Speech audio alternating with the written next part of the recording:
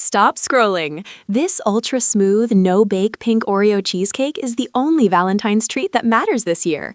Look at those layers. Ready to master the ultimate two-layer dessert? Let's grab our ingredients. You only need a handful of essentials. First, the base. Crush 250 grams of Oreos, mix with 115 grams of melted butter, and press that firm crust into your pan. Chill time. While the crust chills, start the filling. Whip your heavy cream cold. Then beat 680 grams of cream cheese with sugar and vanilla until perfectly creamy. Fold in that whipped cream gently. Now divide the mixture precisely in half. We need 2 bowls for our colors. Mix chopped Oreos into both halves. In bowl number 2, add a couple drops of pink gel coloring. Make it pop. Spoon the white layer over the base, smooth it out. Then follow immediately with your vibrant pink layer. Back to the fridge for a long cold nap. Almost done.